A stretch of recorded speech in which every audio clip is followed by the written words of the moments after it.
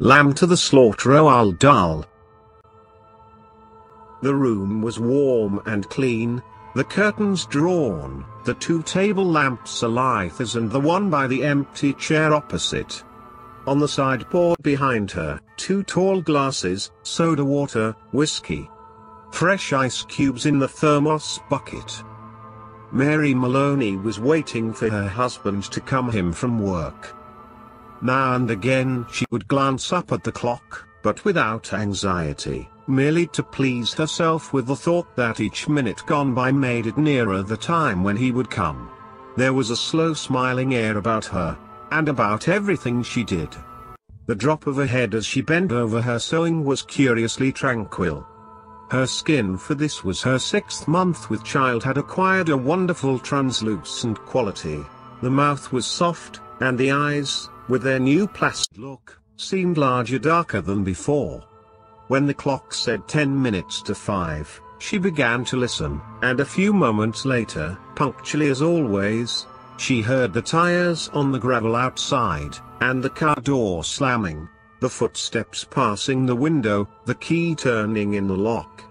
She laid aside her sewing, stood up, and went forward to kiss him as he came in. "Hello, darling," she said. "Hello, darling," he answered. She took his coat and hung it in the closet. Then she walked over and made the drinks, a strongish one for him, a weak one for herself, and soon she was back again in her chair with the sewing, and he in the other, opposite, holding the tall glass with both 20 hands, rocking it so the ice cubes tinkled against the side. For her, this was always a blissful time of day. She knew he didn't want to speak much until the first drink was finished, and she, on her side, was content to sit quietly, enjoying his company after the long hours alone in the house. She loved to luxuriate in the presence of this man, and to feel almost as a sunbather feels the sun, that warm male glow that came out of him to her when they were alone together. She loved him for the way he sat loosely in a chair, for the way he came in a door, or moved slowly across the room with long strides. She loved intent, far look in his eyes when they rested in her, the funny shape of the mouth, and especially the way he remained silent about his tiredness, sitting still with himself until the whiskey had taken some of it away. "Tired, darling?" "Yes," he said. "I'm tired," and as he spoke, he did an unusual thing. He lifted his glass and drained it in one swallow, although there was still half of it, at least half of it left. She wasn't really watching him, but she knew what he had done because she heard the ice cubes falling back against the bottom of the empty glass when he lowered his arm. He paused a moment, leaning forward in the chair, then he got up and went slowly over to fetch himself another. "I'll get it," she cried, jumping up. "Sit down," he said. When he came back, she noticed that the new drink was dark amber with the quantity of whiskey in it. "Darling, shall I get your slippers?" "No." She watched him as he began to sip the dark yellow drink, and she could see little oily swirls in the liquid because it was so strong. "I think it's a shame," she said, "that when a policeman gets to be as senior as you, they keep him walking about on his feet all day long." He didn't answer, so she bent her head again and went on with her sewing. But each time he lifted the drink to his lips, she heard the ice cubes clinking against the side of the glass. "Darling," she said, "would you like me to get you some cheese? I haven't made any supper because it's Thursday." "No," he said. "If you're too tired to eat out," she went on, "it's still not too late. There's plenty of meat and stuff in the freezer, and you can have it right here and not even move out of the chair." Her eyes waited on him for an answer, a smile, a little nod, but he made no sign. "Anyway," she went on, "I'll get you some cheese and crackers first." "I don't want it," he said. She moved uneasily in her chair, the large eyes still watching his face. "But you must eat. I'll fix it anyway, and then you can have it or not, as you like." She stood up and placed her sewing on the table by the lamp. "Sit down," he said. "Just for a minute, sit down." It wasn't till then that she began to get frightened. "Go on," he said. "Sit down." She lowered herself back slowly into the chair, watching him all the time with those large, bewildered eyes. He had finished the second drink and was staring down into the glass, frowning. "Listen," he said. "I've got something to tell you." "What is it, darling? What's the matter?" He had now become absolutely motionless, and he kept his head down so that the light from the lamp beside him fell across the upper part of his face, leaving the chin and mouth in shadow. She noticed there was a little muscle moving near the corner of his left eye. "This is going to be a bit of a shock to you, I'm afraid," he said. "But I've thought about it a good deal and I've decided the only thing to do is tell you right away. I hope you won't blame me too much." And he told her. It didn't take long, 4 or 5 minutes at most, and she sat very still through it all, watching him with a kind of dazed horror as he went further and further away from her with each word. "So there it is," he added. "And I know it's kind of a bad time to be telling you, but there simply wasn't any other way. Of course I'll give you money and see you're looked after. But there needn't really be any fuss. I hope not anyway. It wouldn't be very good for my job." Her first instinct was not to believe any of it, to reject it all. It occurred to her that perhaps he hadn't even spoken, that she herself had imagined the whole thing. Maybe, if she went about her business and acted as though she hadn't been listening, then later, when she sort of woke up again, she might find none of it had ever happened. "I'll get the supper," she managed to whisper, and this time he didn't stop her. When she walked across the room she couldn't feel her feet touching the floor. She couldn't feel anything at all except a slight nausea and a desire to vomit. Everything was automatic now down the steps to the cellar. The light switch, the deep freeze, the hand inside the cabinet taking hold of the first object it met. She lifted it out, and looked at it. It was wrapped in paper, so she took off the paper and looked at it again. A leg of lamb. All right then, they would have lamb for supper. She carried it upstairs, holding the thin bone end of it with both her hands, and as she went through the living room, she saw him standing over by the window with his back to her, and she stopped. "For God's sake," he said, hearing her, but not turning round. "Don't make supper for me. I'm going out." At that point, Mary Maloney simply walked up behind him and without any pause she swung the big frozen leg of lamb high in the air and brought it down as hard as she could on the back of his head. She might just as well have hit him with a steel club. She stepped back a pace, waiting, and the funny thing was that he remained standing there for at least 4 or 5 seconds, gently swaying. Then he crashed to the carpet. The violence of the crash, the noise, the small table overturning, helped bring her out of his shock. She came out slowly, feeling cold and surprised, and she stood for a while blinking at the body, still holding the ridiculous piece of meat tight with both hands. "All right," she told herself. "So I've killed him." It was extraordinary, now, how clear her mind became all of a sudden. She began thinking very fast. As the wife of a detective, she knew quite well what the penalty would be. That was fine. It made no difference to her. In fact, it would be a relief. On the other hand, what about the child? What were the laws about murderers with unborn children? Did they kill then both mother and child? Or did they wait until the 10th month? What did they do? Mary Maloney didn't know. and she certainly wasn't prepared to take a chance. She carried the meat into the kitchen, placed it in a pan, turned the oven on high, and shoved tea inside. Then she washed her hands and ran upstairs to the bedroom. She sat down before the mirror, tidied her hair, touched up her lips and face. She tried a smile.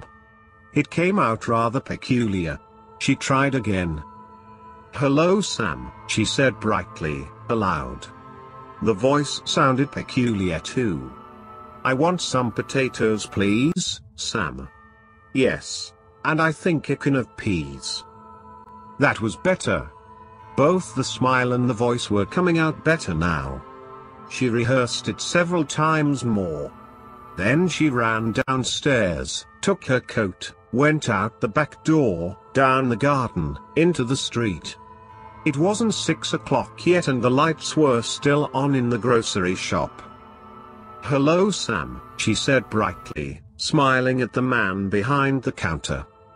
"Why, good evening, Mrs. Maloney. How are you?" "I want some potatoes please, Sam." "Yes, and I think a can of peas." The man turned and reached up behind him on the shelf for the peas. "Patrick's decided he's tired and doesn't want to eat out tonight," she told him. "We usually go out Thursdays, you know, and now he's caught me without any vegetables in the house." "Then how about meat, Mrs. Maloney?" "No, I've got meat, thanks. I got a nice leg of lamb from the freezer." "Oh. I don't know much like cooking it frozen, Sam, but I'm taking a chance on it this time." "You think it'll be all right?" "Personally," the grocer said, "I don't believe it makes any difference. You want these Idaho potatoes?" "Oh yes, that'll be fine. 2 of those. Anything else?" The grocer cocked his head on one side, looking at her pleasantly. "How about afterwards? What you going to give him for afterwards?" "Well, what would you suggest, Sam?" The man glanced around his shop.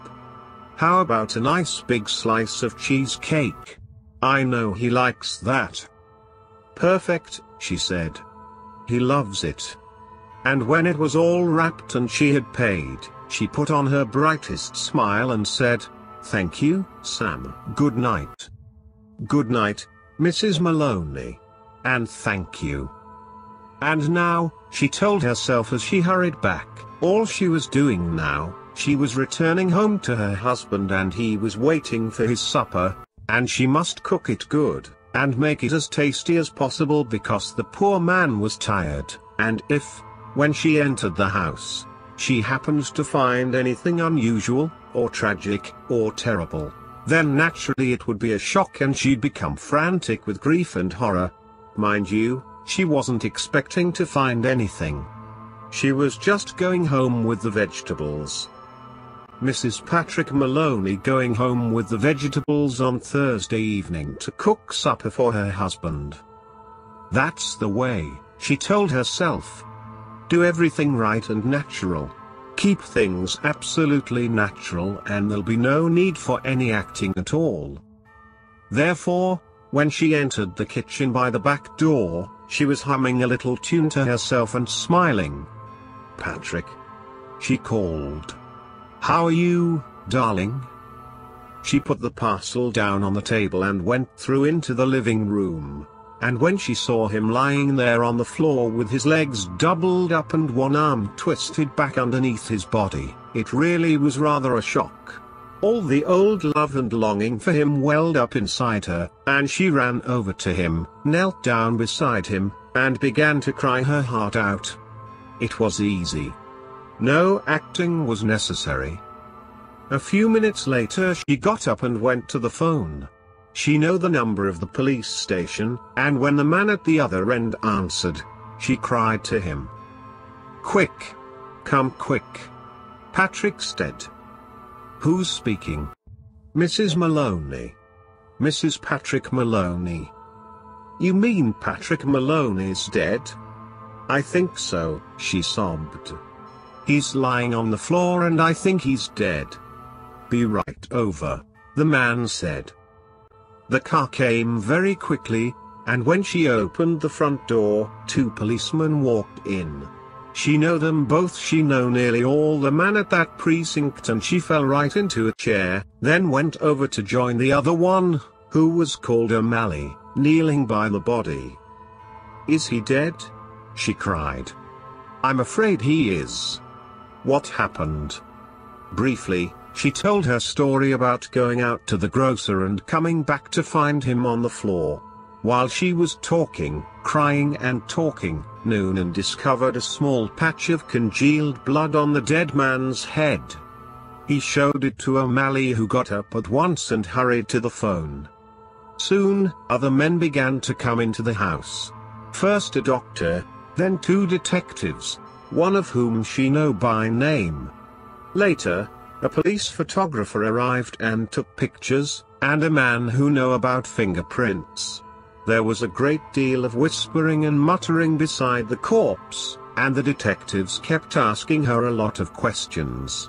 But they always treated her kindly. She told her story again, this time right from the beginning, when Patrick had come in, and she was sewing, and he was tired, so tired he hadn't wanted to go out for supper. She told how she'd put the meat in the oven, it's the now cooking, and how she'd slopped out to the grocer for vegetables, and come back to find him lying on the floor. "Which grocer?" one of the detectives asked. She told him, and he turned and whispered something to the other detective, who immediately went outside into the street. In 15 minutes he was back with a page of notes, and there was more whispering, and through her sobbing she heard a few of the whispered phrases. "Acted quite normal. Very cheerful. Wanted to give him a good supper. Peas. Cheesecake. Impossible that she." After a while, the photographer and the doctor departed, and 2 other men came in and took the corpse away on a stretcher. Then the fingerprint man went away. The 2 detectives remained, and so did the 2 policemen. They were exceptionally nice to her, and Jack Noonan asked if she wouldn't rather go somewhere else, to her sister's house perhaps, or to his own wife, who would take care of her and put her up for the night. No, she said. She didn't feel she could move even a yard at the moment. Would they mind awfully if she stayed just where she was until she felt better? She didn't feel too good at the moment, she really didn't. Then hadn't she better lie down on the bed? Jack Noonan asked. No, she said. She'd like to stay right where she was, in this chair. A little later, perhaps, when she felt better, she would move. So they left her there while they went about their business, searching the house. Occasionally one of the detectives asked her another question. Sometimes Jack Noonan spoke at her gently as he passed by. Her husband, he told her, had been killed by a blow on the back of the head administered with a heavy blunt instrument, almost certainly a large piece of metal. They were looking for the weapon. The murderer may have taken it with him, but on the other hand he may have thrown it away or hidden it somewhere on the premises. It's the old story, he said. Get the weapon, and you've got the man. Later, one of the detectives came up and sat beside her. Did she know, he asked, of anything in the house that could have been used as the weapon? Would she mind having a look around to see if anything was missing, a very big spanner, for example, or a heavy metal vase? They didn't have any heavy metal vases, she said. Or a big spanner? She didn't think they had a big spanner. But there might be some things like that in the garage. The search went on. She knew that there were other policemen in the garden all around the house. She could hear their footsteps on the gravel outside, and sometimes she saw a flash of a torch through a chink in the curtains. It began to get late, nearly 9 she noticed by the clock on the mantel. The 4 men searching the rooms seemed to be growing weary, a trifle exasperated. Jack, she said, The next time Sergeant Noonan went by. "Would you mind giving me a drink?" "Sure, I'll give you a drink." "You mean this whiskey?" "Yes, please. But just a small one. It might make me feel better." He handed her the glass. "Why don't you have one yourself?" she said. "You must be awfully tired. Please do. You've been very good to me." "Well," he answered, "it's not strictly allowed, but I might take just a drop to keep me going." One by one the others came in and were persuaded to take a little nip of whiskey. They stood around rather awkwardly with the drinks in their hands, uncomfortable in her presence, trying to say consoling things to her. Sergeant Noonan wandered into the kitchen, come out quickly and said, "Look, Mrs. Maloney. You know that oven of yours is still on, and the meat's still inside." "Oh dear me!" she cried. "So it is. I better turn it off for you, hadn't I? Will you do that, Jack? Thank you so much." When the sergeant returned the second time, she looked at him with her large, dark tearful eyes. "Jack Noonan," she said. "Yes? Would you do me a small favor, you and these others? We can try, Mrs. Maloney. Would you do me a small favor, you and these others? We can try, Mrs. Maloney." "Well," she said, "here you all are, and good friends of dear Patrick's too, and helping to catch the man who killed him. You must be terrible hungry by now because it's long past your supper time, and I know Patrick would never forgive me, God bless his soul, if I allowed you to remain in his house without offering you decent hospitality. Why don't you eat up that lamb that's in the oven? It'll be cooked just right by now." "Wouldn't dream of it," Sergeant Noonan said. "Please," she begged. "Please eat it. Personally, I couldn't tough a thing, certainly not what's been in the house when he was here.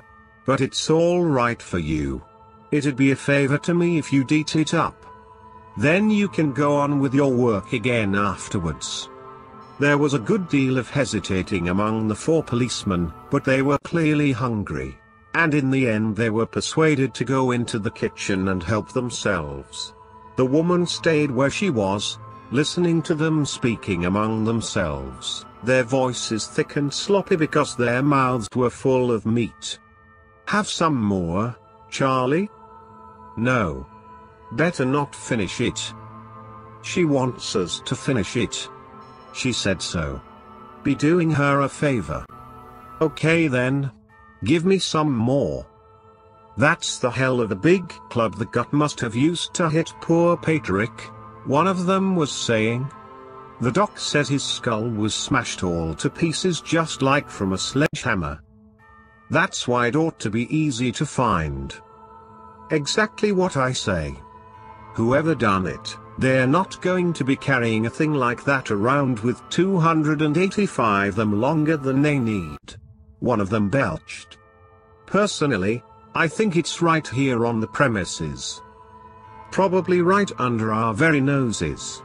What you think, Jack?" And in the other room, Mary Maloney began to giggle. Do subscribe Quotes Hub Dictionary of Life channel and like videos for further